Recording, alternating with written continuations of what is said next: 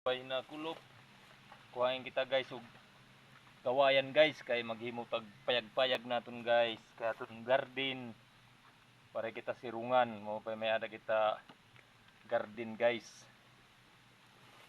Aton garden aton payagan para di kita duruhan ka mauran, sira, makasirong-sirong kita guys. Kuha ko kawayan guys. Di guys. Guys. Masangit, puri dako.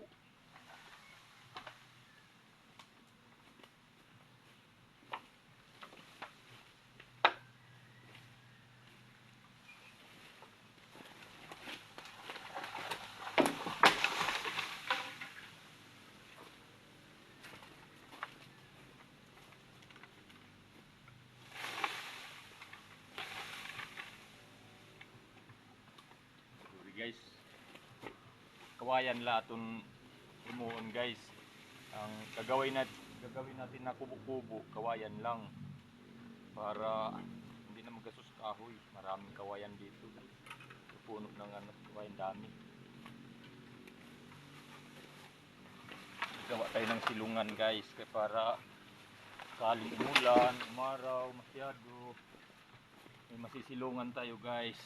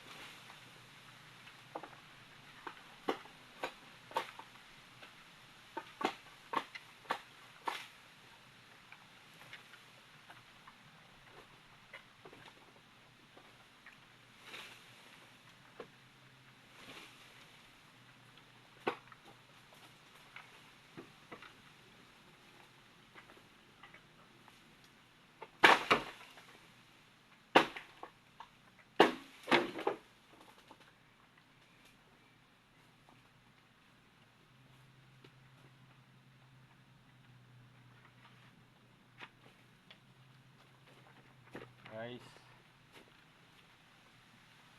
nakuha na tayo guys ng tatlo. Mahaba guys, tatlo.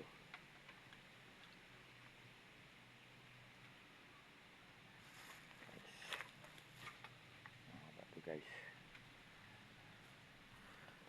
Gagawin natin ng kubo-kubo. Nakakapawis man to guys.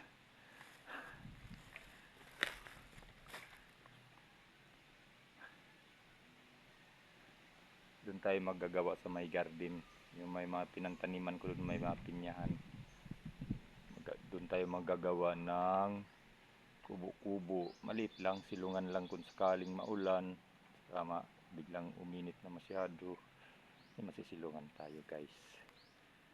Kaya nag-ano ako guys, para hindi tayo gaano maarawan, maulan, pa-relax ba, pag sakaling tayo mag-relax tayo, may mas anuan tayo. Okay guys, thank you for watching. Bye guys. Wala ma akong cameraman.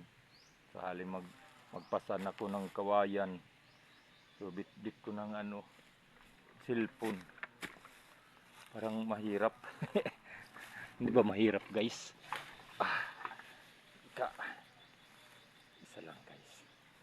Isa lang yung madali natin guys kasi mahaba to guys. Abigat. Ano kasi dito pag paikot kasi may mga saging guys. So, daanan ko. May mga saging.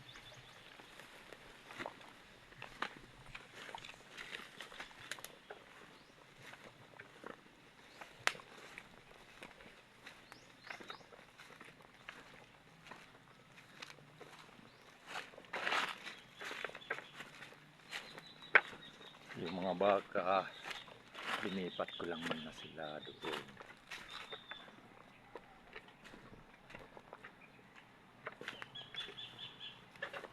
Ito kayo gagawa guys, may papayahan guys.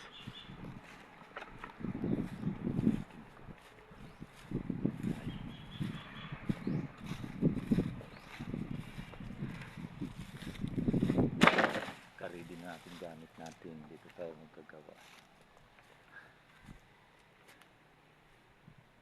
para may relax ta, makaka-relax. Sobrang init kasi dito guys,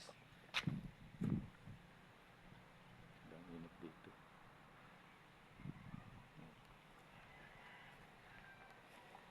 Kawawa naman yung mga tanim ko, yung iba hindi nabuhay. Naluluto sa araw. Guys, bye-bye na guys.